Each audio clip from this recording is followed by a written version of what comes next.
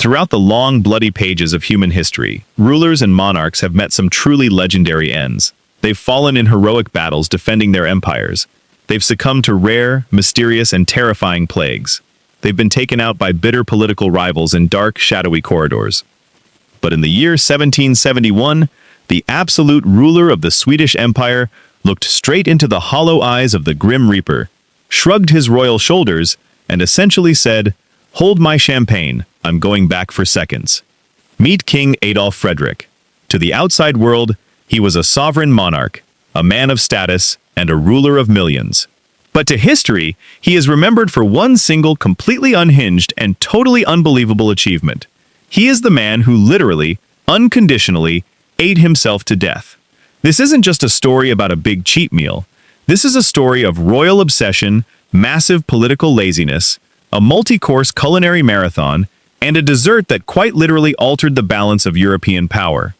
To understand how a reigning king gets taken down by his dinner plate, we first have to understand the man himself. Because Adolf Frederick was never actually supposed to be a king. He wasn't born next in line to the Swedish throne. In fact, he was a minor German prince who spent most of his early life just minding his own business. But in 1743, Sweden was in a bit of a political mess. They had just lost a disastrous war with Russia, their current king had no children, and the Swedish parliament was desperately scrambling to find a replacement that wouldn't upset their powerful neighbors. The Russian Empress, Elizabeth, stepped in and essentially told Sweden, "Hey, if you make this random German cousin of mine your next king, I'll give you back some of the land we just conquered from you." Sweden looked at the map, looked at the random German prince, and said, "Done." And just like that, Adolf Frederick packed his bags, moved to Stockholm, and was crowned king. But there was a catch. A massive one. The Swedish parliament, known as the Riksdag of the Estates, didn't actually want a strong ruler. They had spent decades stripping power away from the monarchy. By the time Adolf sat on the throne, he was essentially a glorified rubber stamp. He had absolute zero political power. He couldn't pass laws, he couldn't declare wars, and he couldn't even choose his own royal advisors. The parliament controlled everything. They even went so far as to create a physical rubber stamp of the king's signature, so if Adolf ever refused to sign a document they wanted, they could just stamp it themselves and bypass him entirely. So what does an incredibly wealthy man do when he has the title of a king, the palace of a king, but absolutely zero actual work to do? Well, you turn to hobbies. Adolf became deeply passionate about two things. The first was making wooden snuff boxes. He would spend hours and hours every single week in his royal workshop, meticulously carving, sanding, and polishing tiny wooden boxes. The second hobby? Inhaling every piece of gourmet food the royal chefs could possibly dream up. Adolf essentially treated the Swedish crown like a lifetime, all expenses paid VIP pass to the world's most luxurious all-you-can-eat buffet. This brings us to the fateful day of February 12, 1771. In the Christian calendar, this day was known as Shrove Tuesday, or more commonly, Fat Tuesday. It was the final, ultimate day of celebration, before the solemn, strict 40-day fasting period of Lent. Traditionally, people were expected to give up meat, dairy, and all forms of luxury foods for 40 days to prepare for Easter. Adolf Frederick looked at the calendar, realized he was facing 40 long days of boring, plain, restricted food, and decided that he needed to load up his system. He didn't just want a normal dinner. He wanted to load up like a massive grizzly bear, preparing for a 5-year winter hibernation.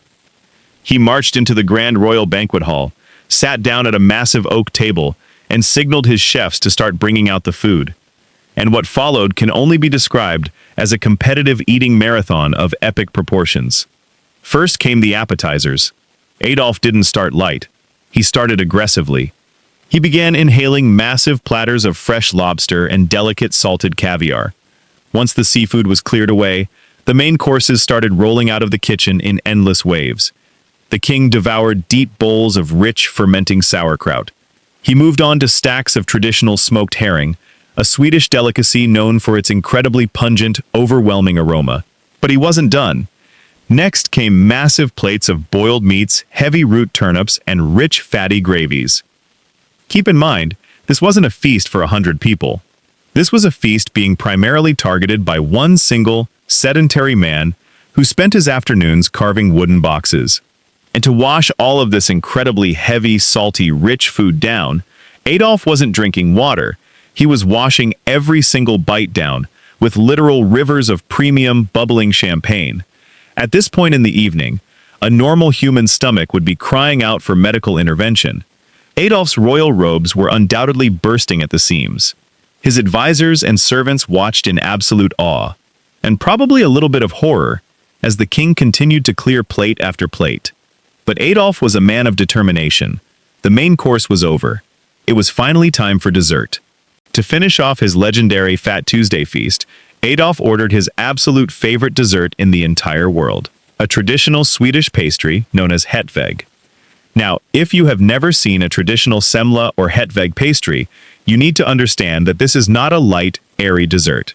It is a weapon of mass caloric destruction. It starts with a heavy, sweet, yeast-leavened bun infused with aromatic cardamom. The top of the bun is sliced off, and the inside is completely hollowed out and stuffed to the brim with a dense, thick, rich paste made of crushed almonds and sugar.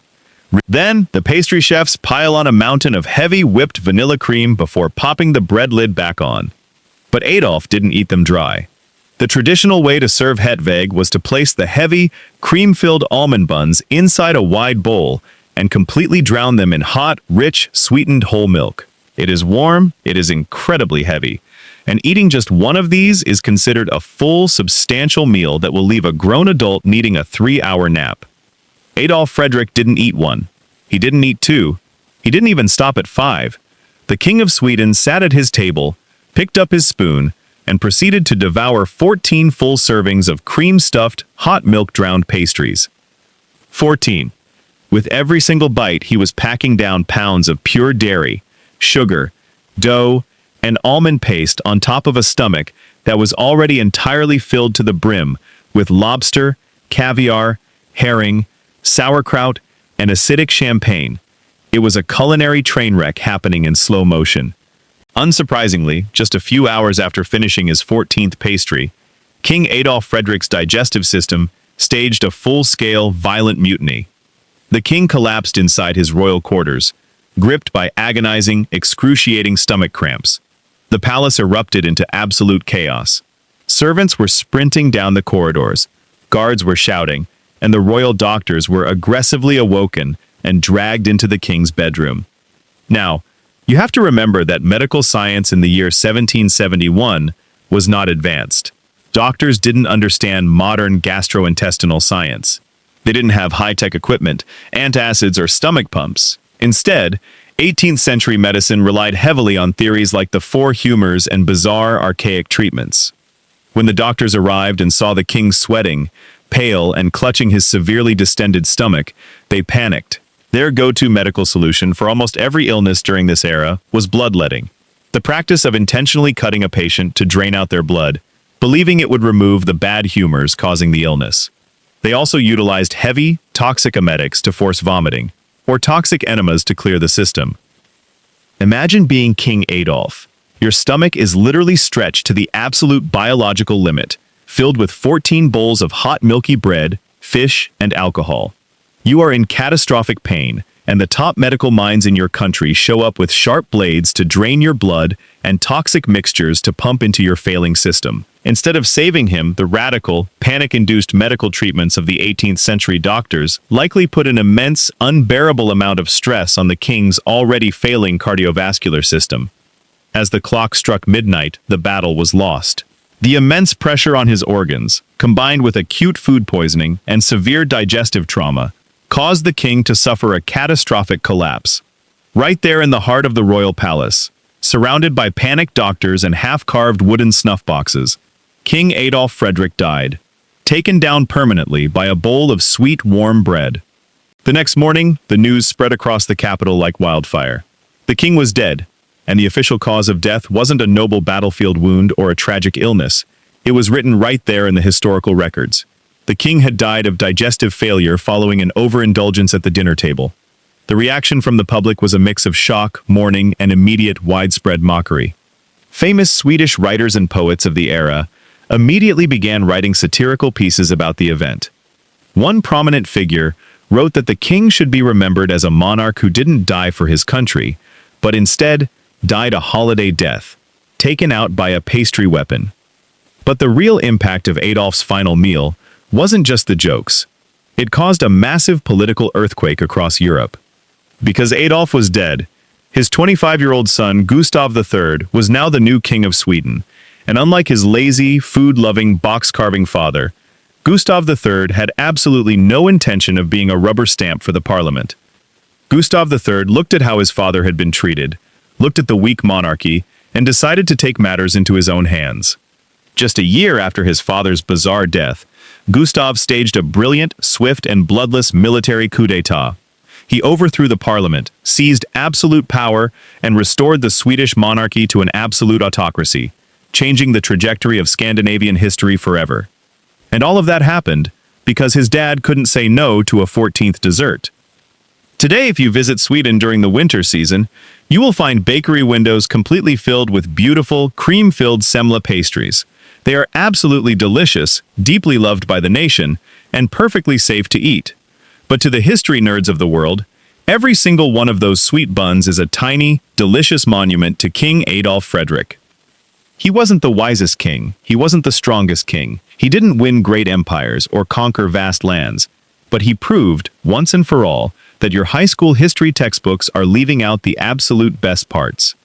So, the next time you are sitting at a restaurant, looking at the dessert menu, feeling a little bit guilty about ordering that extra slice of cake, just remember King Adolf. Your cheat meals are bad, but they will never be accidentally overthrow your government and alter European history bad.